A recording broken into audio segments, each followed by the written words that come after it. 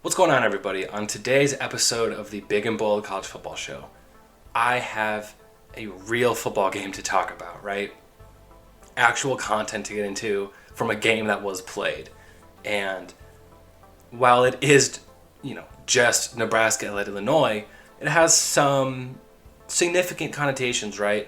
Not to mention, of course, this was the first conference game of the college football season. Not only that, the first divisional game. So, really exciting to watch. Not to mention, Illinois was a team I talked about in a previous video where I have higher expectations for them than other people because I think that they're not just a 2 or 3 win team. And it started with Nebraska. I talked about that in my video talking about teams that could surprise this year. It starts with Nebraska. And, it's not all that crazy to think about that, why was Nebraska a touchdown favorite on the road against a team that was virtually the same as it was in 2019 when they beat Nebraska? Except they have an improvement at head coach in the form of Brett Bielema. So, I have a few key points that I want to get into when I talk about this game. And for starters, I thought Illinois was in trouble early on. It was 9-2 early in the game. Brandon Peters is out with injury. Just, Brandon Peters doing Brandon Peters stuff like usual. And I thought Illinois was done. I thought, man, that's tough. A lot of people had this as a game to bet on because they loved the odds for Illinois to beat Nebraska, despite Nebraska being a touchdown favorite. With that said, let's get into a couple key areas where that caused Nebraska to lose this football game. And for one, a big one is special teams. A football team consists of 3 areas, right? Offense, defense, and special teams. And people like to ignore special teams. But it was very evident that screwed Nebraska. Not only did they have 2 missed PATs, one early on in the game on their first touchdown and another late in the game, but they also had a fumble on a kickoff, which led to a safety, giving Illinois the first points of the game. And they had some very short punts. And that really screwed Nebraska. They gave Illinois good field position on multiple occasions because of short punts. Ultimately, the special teams really hurt them in this game, and that's something they're going to have to improve on. Another interesting area was penalties. Both teams were actually fairly close in terms of penalties. Nebraska was 5 for 67 yards, while Illinois was 3 for 40 yards. So it wasn't drastic difference. But there was one massive area, one moment in that game where Nebraska got the interception. And we thought, game changer right there. Nebraska just pulled off an interception on the backup quarterback, Artur Sitkowski. But instead of an interception, it turned into losing the interception and giving up 30 yards on 2 separate penalties. I believe roughing the passer and an unnecessary roughness or taunting penalty. I can't remember exactly which it was. But that most certainly hurt them in the game.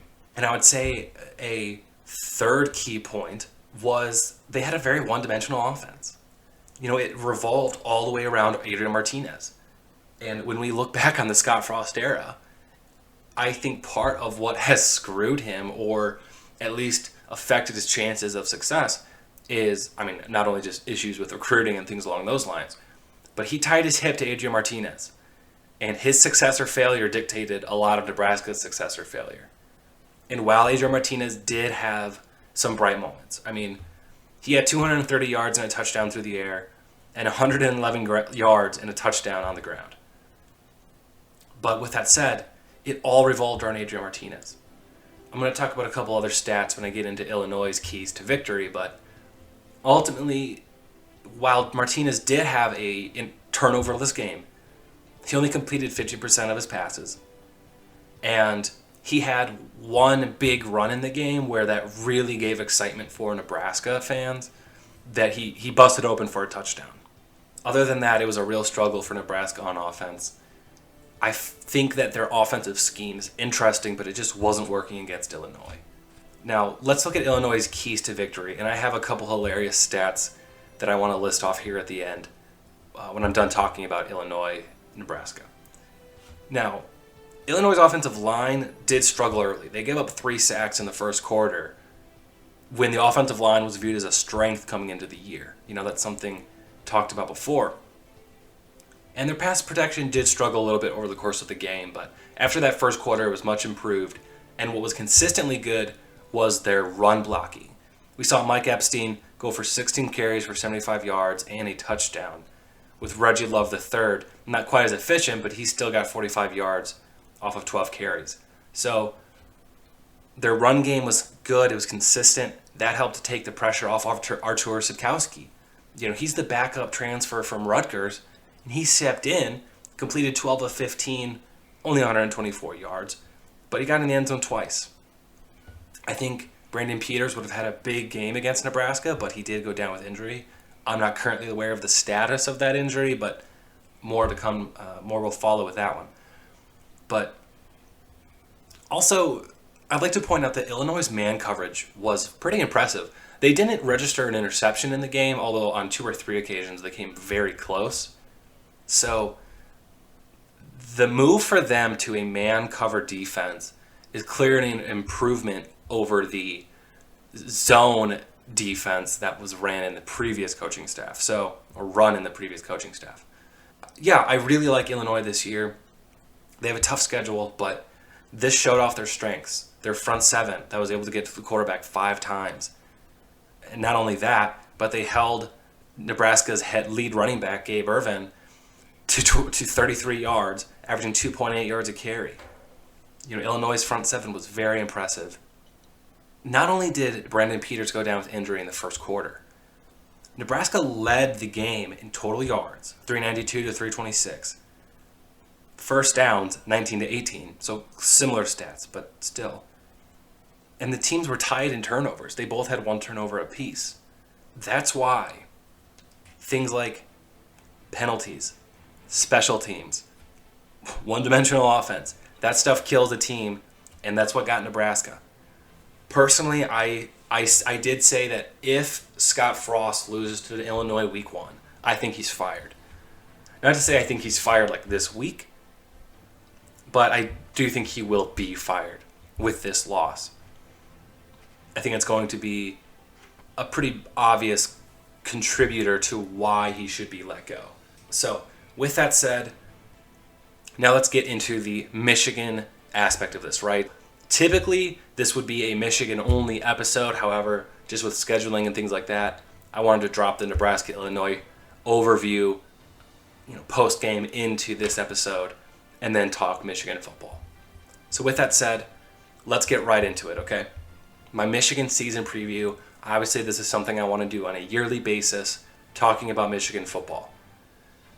The goal for this is to really help those fans out there, those followers of the podcast, to have a better understanding of where Michigan is heading into this season. And I'm going to throw some stats, some names at you. I hope you guys liked the preview. Let me know how it should be different or changed. You know what I mean? Was there something in here you didn't like? Let me know in the comments. But let's get into it. So I want to list off a few significant records before we get really into this is the beginning of the preview, but I want to list Harbaugh's record versus a few rival teams. And I'm going to explain why when I'm done with that. Against Michigan State, he is 3-3. Against Penn State, he is 3-3. Against Wisconsin, he is 1-3. And if they lose that game this year, it will be the first time that Michigan will lose 3 consecutive games to Wisconsin since the 59, 60, and 62 seasons. Now against Indiana, he is 5-1, okay? However, last season was their first loss to Indiana since 1987, so that was kind of unfortunate. And if they lose 2 years in a row, it's going to be the first time they've lost that game in 2 consecutive seasons since the 58-59 years. So we all know he's 0-5 against Ohio State. They didn't play that game last year because of COVID. Harbaugh is 1-4 in bowl games. Hasn't won a bowl game since his first year with the program in 2015. And his record against top 25 teams is effectively a below average 11-16. Michigan fell below 500 in top 25 against top 25 opponents in 2017. Now there are some positive to Harbaugh's tenure at Michigan. I'm not listing off these numbers in order to steer people one way into how they should feel about Harbaugh. I think most people already know what their opinion is on him, and it's not going to change. But prior to the 2020 season, which is a season I don't use to judge effectively any program, was 3 10-win seasons in his first 5 years, 4 top 25 finishes in the AP poll, and the team reached the second-ranked team in the country in 2016. Mind you, that's very late in the year, up until their Iowa game, which was the week prior to Ohio State to end the season, and the 4th-ranked team in 2018, also very late in the year. I believe they were the 4th-ranked team in the country when they played Ohio State to end the year. The reason I list off those negative stats, though, because none of those are good, right? Except for like Indiana, which, very successful against Indiana, but Michigan's been good against Indiana for 30 years. These are what I look at these like landmines. If he loses to Michigan State, he has fallen below 500 against Michigan State. If he loses to Penn State, falls below 500 against Penn State. A loss to Wisconsin, again, kind of a almost unprecedented failure against Wisconsin that we haven't seen since the late 50s, early 60s. Same with Indiana if they lose that game 2 years in a row. This is an unprecedented amount of failure against Ohio State that we are in the middle of. Very unsuccessful in bowl games. Don't get me wrong, even Bo Schembechler, one of the greatest coaches of all time for Michigan, he struggled in the beginning in bowl games. However, counterpoint to that, they were a consensus top 10 team like 10 years in a row to start off Bo Schembechler's career, despite the bowl game failures. So it's a little different. And the record against top 25 teams. I don't have Lloyd Carr's stats in front of me for his record against top 25 opponents, but I'm telling you it's stellar.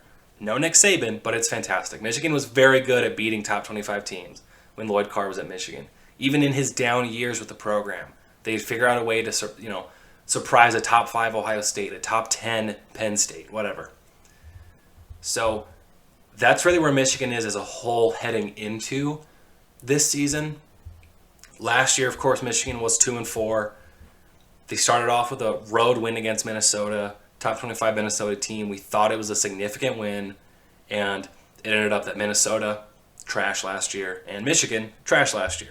As soon as they got punched in the mouth by Michigan State, the week after that, their year was over. So I want to talk a little bit about the team as a whole in terms of recruiting. So Michigan's average recruiting class ranking, when you look at their recruiting classes from 2018 to 2021, so that's like the vast majority, if not all, of the players on Michigan's roster, comes in at about 14th. Now, if you exclude their 2018 class, which ranked 22nd in the country, then that jumps them up a little bit to 11th. So it's not the best way to gauge a team's overall talent ratings, but it's what I decided to use just to help give you an idea. In 2018, they came in at 22nd nationally. However, some of the players still on the roster, like Aiden Hutchinson, for example, very talented players, are still at Michigan for a reason. 2019 came in at 8th in the country, top 10 class. 2020, 14th. 2021, 13th. So that 2021 class isn't going to have much contribution because they're freshmen this year.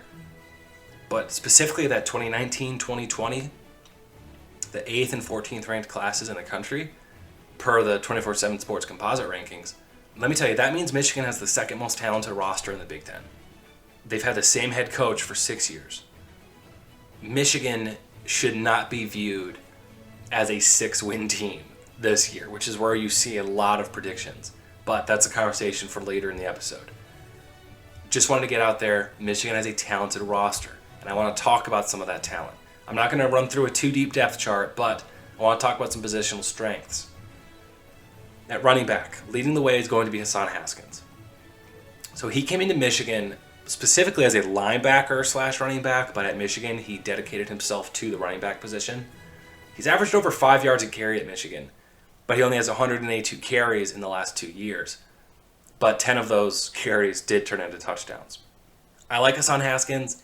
It would appear that last year they valued him more than Zach Charbonnet, who has transferred to UCLA and is like the talk of the town in the Michigan community right now because he ripped off over 100 yards and 3 touchdowns off 6 carries or something. But hey, it was Hawaii. Hassan Haskins is something of a fantastic two-down back. He can run up the middle. He has good size. He falls forward. He just basically does everything well. That's why he's averaged over 5 yards a carry in his career. And if you gave him 200 carries in a season, he'd be a 1,000-yard rusher. So next up on the depth chart is going to be sophomore Blake Corum. He does check in as a freshman still because last year did not affect the 4 years of eligibility for every college football player in the country, but had very limited work last year. Came in as a very highly touted recruit, though. He's a 4-star out of Maryland, a borderline top 100 player.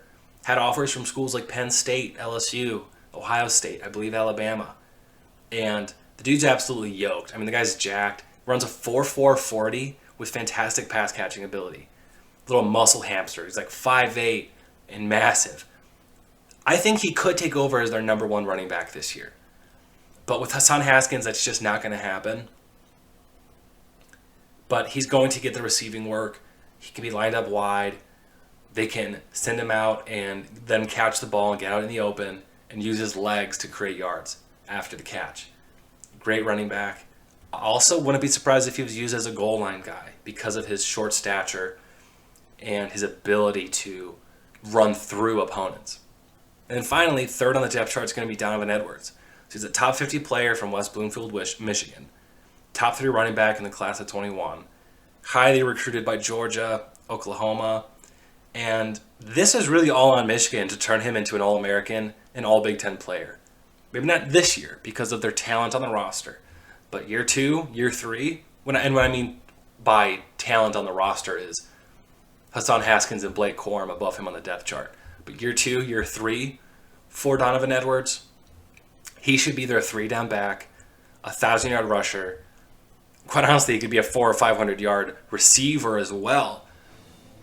A little bit of like Le'Veon Bell to him a little bit, but he's a bit harder of a runner.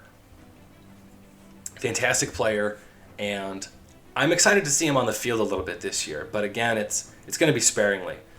But those 3, either one could start, and they would be just fine at running back. So that's why running back is my favorite positional strength for Michigan this year. At number 2, I have wide receiver.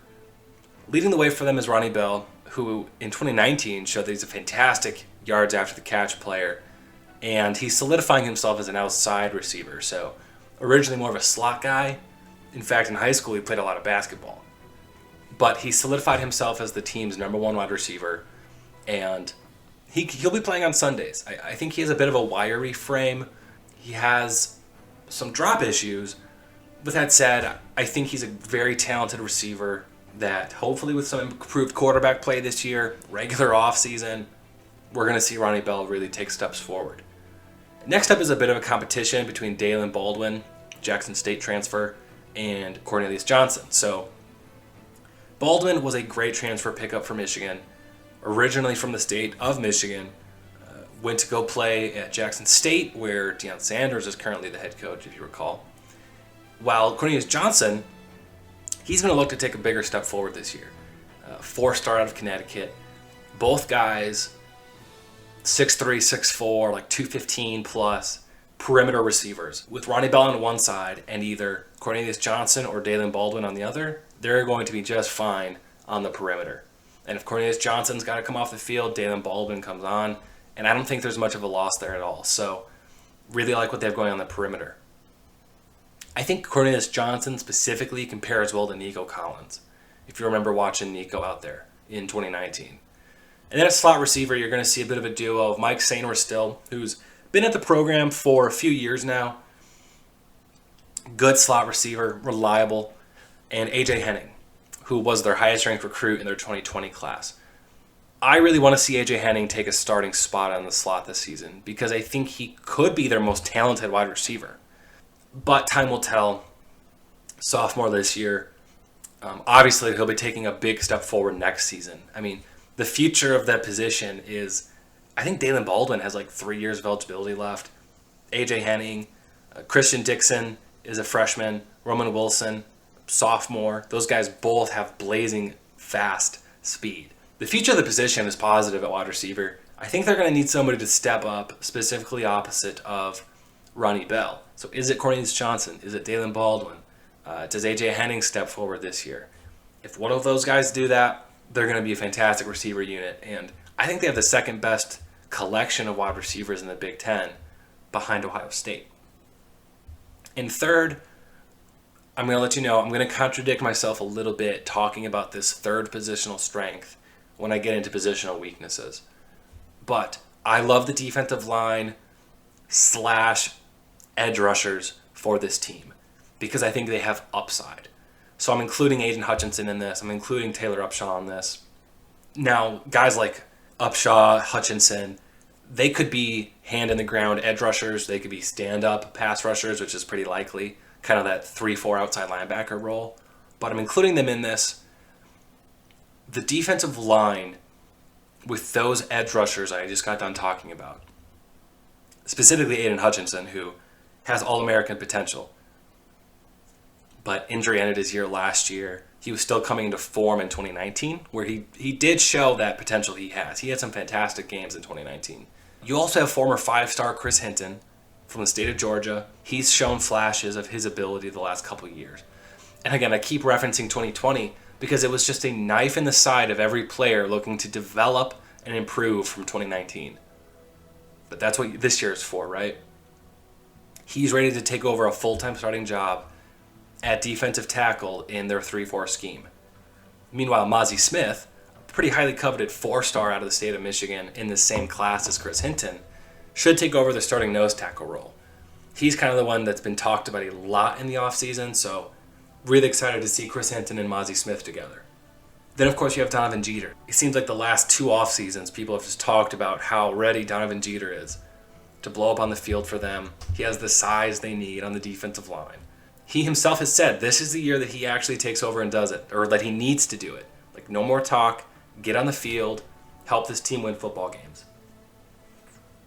So when you look at how that 3-4 is going to look, when you have to match up against Donovan Jeter, Mozzie Smith, Chris Hinton, Aiden Hutchinson, Taylor Upshaw, possibly a couple other guys, they have a good collection of pass rushers.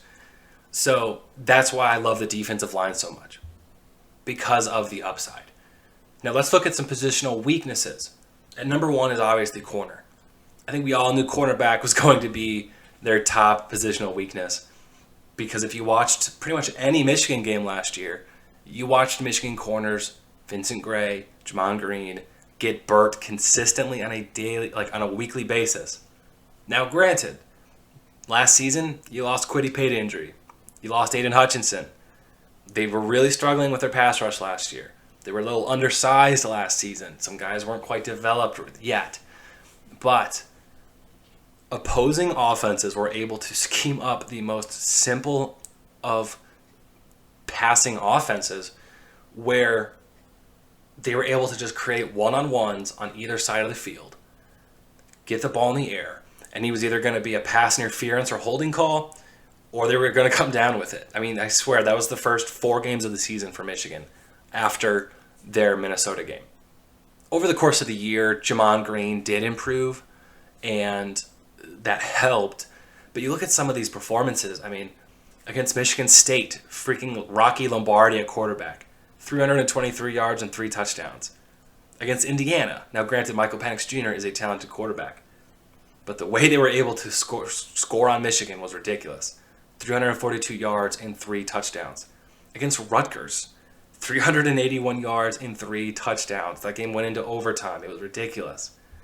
The position's not hopeless, because again, Jamon Green did improve, on top of DJ Turner taking over for Vincent Gray on the opposite perimeter corner spot. At least that's what I believe should or will happen.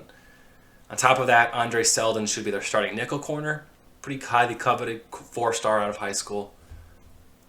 So the position's not hopeless, but we saw the downside that they have last year.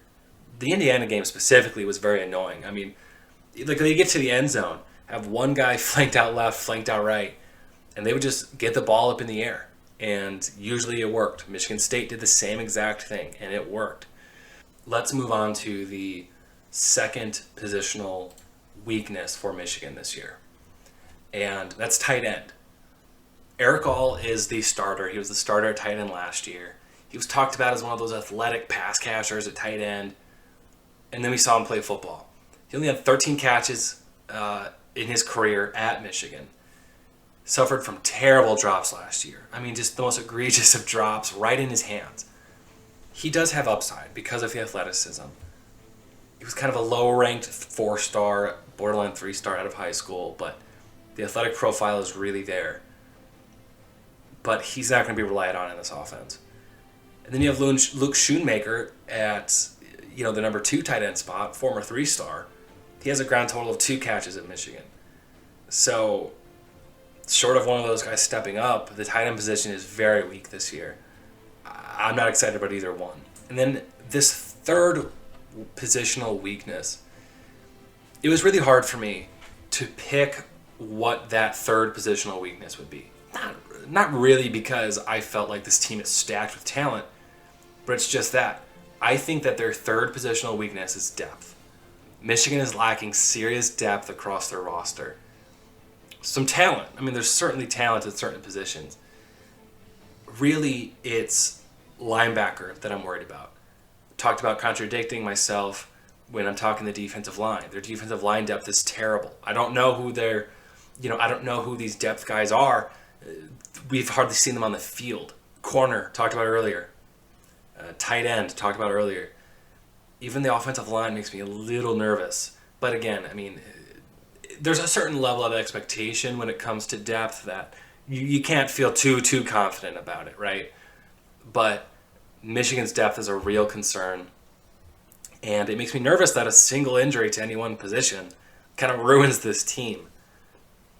And the wild card ultimately is quarterback. I'm very excited about Cade McNamara as the starter this year at quarterback. 4-star out of Nevada, originally committed to Notre Dame, decommits, holds offers from Alabama, Georgia. I really like to use offers as a way to gauge the potential a player has. He's got a fantastic story, if you really think about it, considering he was an afterthought in the quarterback competition last year. Joe Milton looks awful. Dylan McCaffrey decides he's transferring. He's got to step in against Wisconsin and immediately leads them down the field for a score. But you think, hey, it's one drive, that game was done with. Joe Milton's the starter against Rutgers. Looks terrible. Joe Milton comes in and throws for 4 touchdowns and has a rushing touchdown against Rutgers. Now again, it's Rutgers, but still, with how Joe Milton looked, this, 4-star out of high school. I think they were similarly ranked as 4-stars, but big-bodied guy, looked great in practice, has a cannon of an arm. Yeah, he looked pretty awful. 0 touch on the football. Cade McNamara comes in and looks fantastic. Did look a little shaky against Penn State, then he goes down with an injury, but 5-0 touchdown to interception ratio with a rushing touchdown on the ground. We only saw him in 3 games, and he kind of started 1. But it's not much to go on. And other than being 6'1" and not being like 6'4", 6'5", he has everything you want in a quarterback. He has great touch on the ball, knows where to put it in the receiver's hands, great arm strength to get it down the field.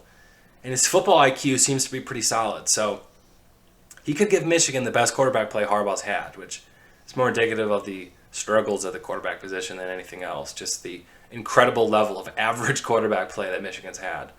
But now that the hype is over with, again, he's only played in a few games, and he was passed up in that quarterback competition. I don't know if they were just wowed by Joe Milton's cannon arm or what, but it does make you question, what was happening in practice. Like, I didn't see those practices, but reports did say, hey, Joe Milton could be leading the race here, and he won the starting job.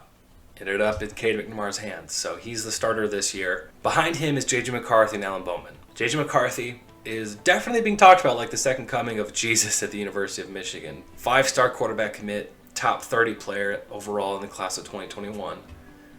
Actively recruiting talent already, having not even played a game. Trying to get guys to come to Michigan. He's doing all the right things. But right now, this is Cade's job. JJ looks like a freshman, but evidently he is improving every week.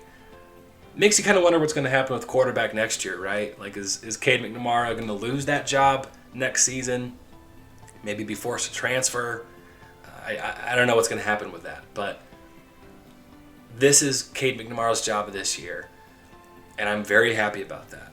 But next year, I have a feeling J.J. McCarthy is going to probably want to take over that starting job.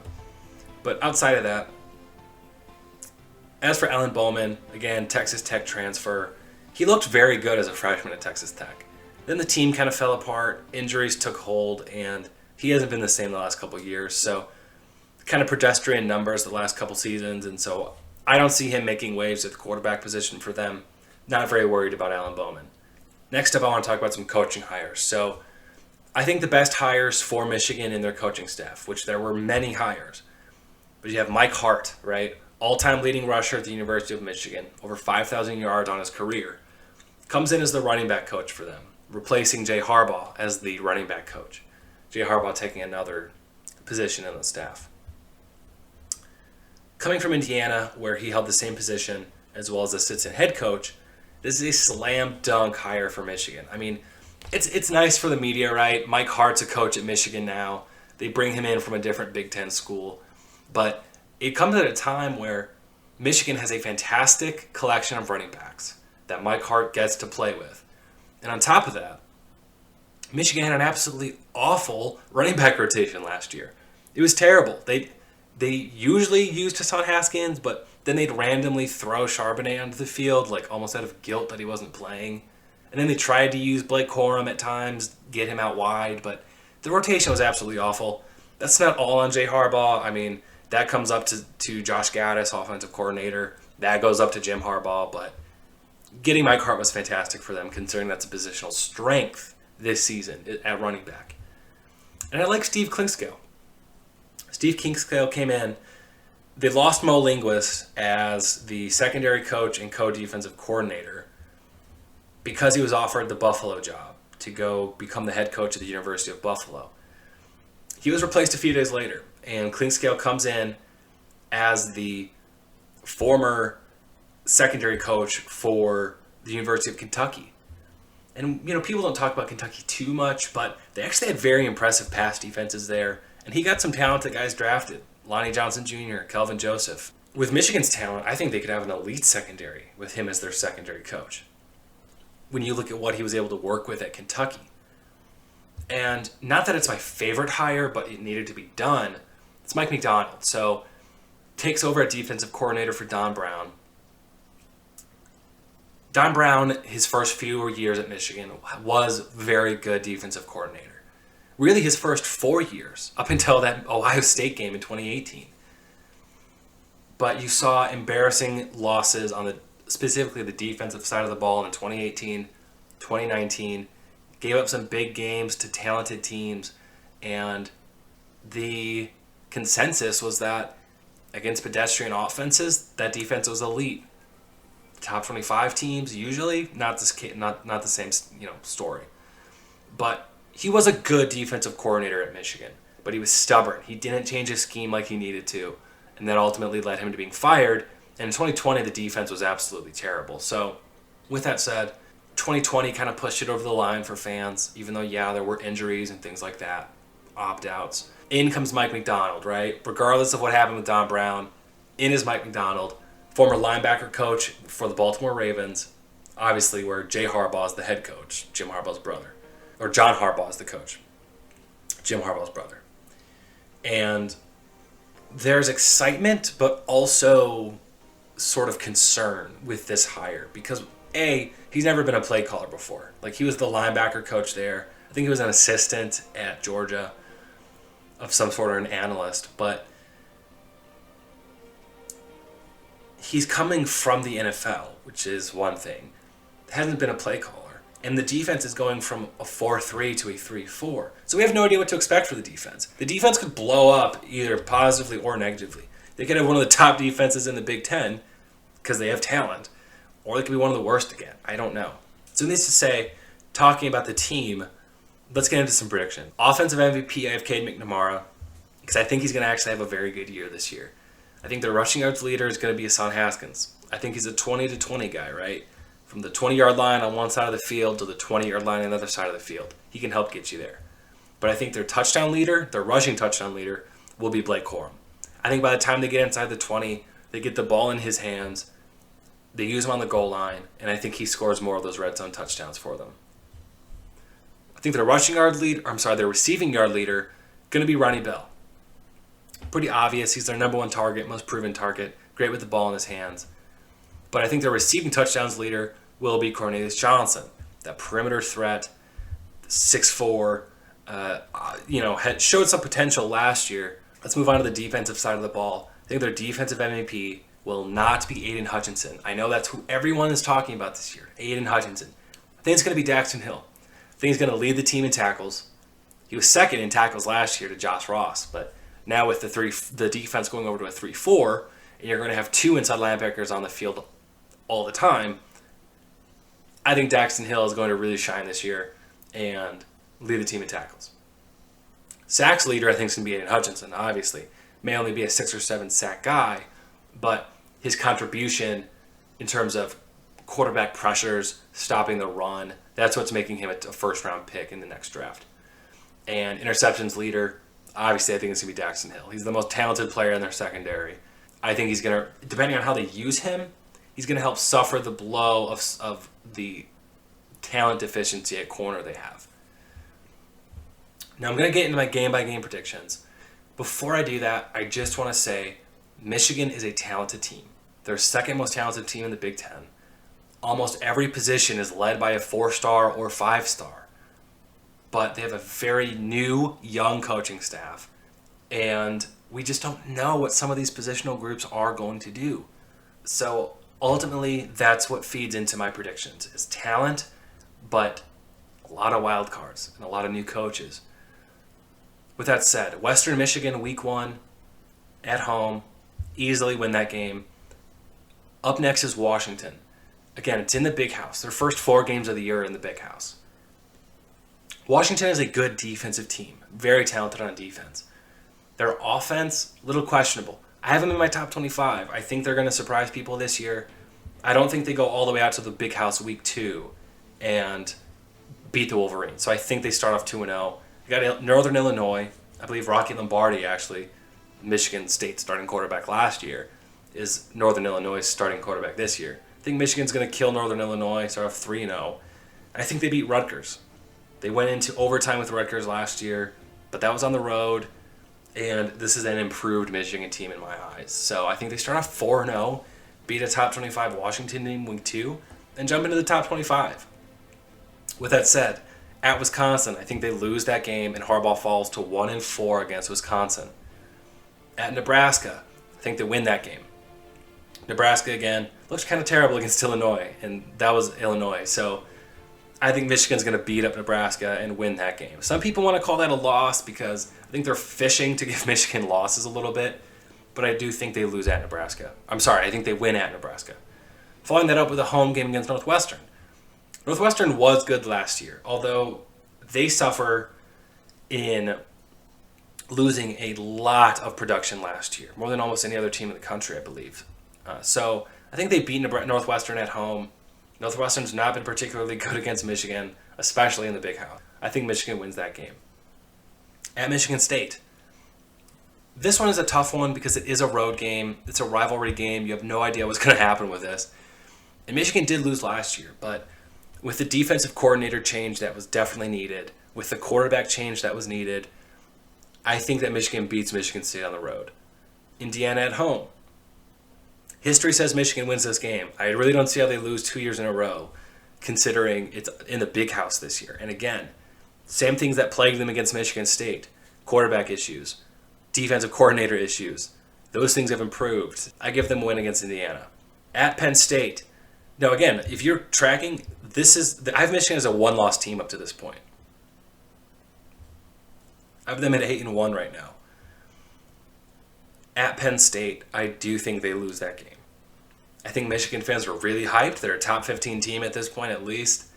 But I do think they lose at Penn State. I think it kills that momentum. And they're just not great on the road. I think they lose at Penn State. I think they beat Maryland on the road after that, though. Rebound in that game.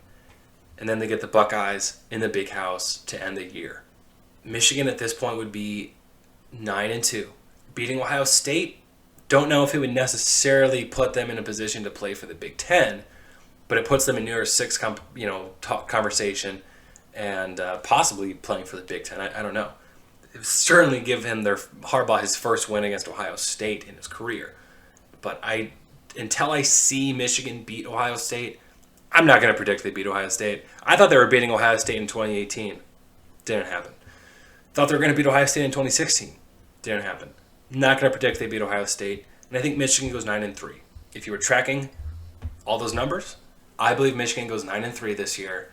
And it's actually the same kind of season they had in 2019, right? They lost to Wisconsin on the road, Penn State on the road, Ohio State on the road. I'm sorry, Ohio State at home.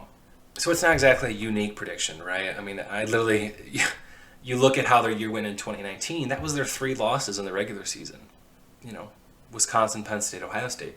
Logically, in my mind, I think Michigan has a very good shot to beat all those teams on their schedule. The Michigan States, the Indianas, Washington, Northwestern.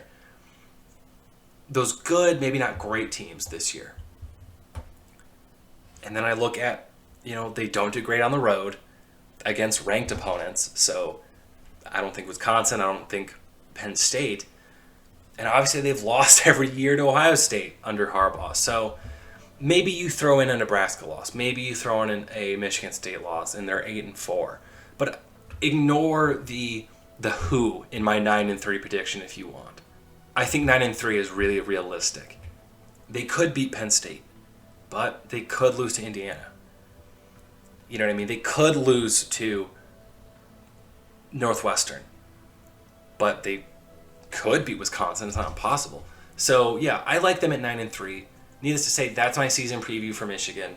Let me know what you think. I really don't think they go 6-6, but I also don't think they go 10-2, which is why people really have them at 8-4. I'll make the jump and say they go 9-3 this year, and we're kind of back to square one, where we're saying, is this team any better than in the first 4 or 5 years of Jim Harbaugh at Michigan? But going 9-3, if they go 9-3, of course, and the amount of talent they bring into the following season, considering there were a lot of new coaches on this staff, Michigan would again be the favorite, I think, to compete for the number 1 spot in the Big Ten against, Ohio State. With that said, thank you for listening, guys. This has been a great episode. In the future, I'm going to drop my weekly Michigan episodes individually. They're not going to be connected to previews or overviews of other games, kind of like what I did in this episode. That was just out of necessity. But again, thank you for listening. I'm going to drop an episode previewing a few of my favorite games of the weekend. So keep an eye open for that. I'm going to get into some of the storylines going on in college football. And following that, I'll be making sure to drop an episode going over my previews, right? So I have a couple games in mind, 3 or 4 games in mind that I want to talk about and preview. And then, of course, I'm going to revisit those previews after those games have been played and, see how they went. And again, talk about some of the storylines and things going on. Thanks, everybody. This is a longer episode than usual, but hey, I don't mind. Hope you guys don't mind. Let me know how you think I should improve my preview for Michigan and what you disagree on. Let me know what you think about that Illinois-Nebraska game. Have a good one, everybody.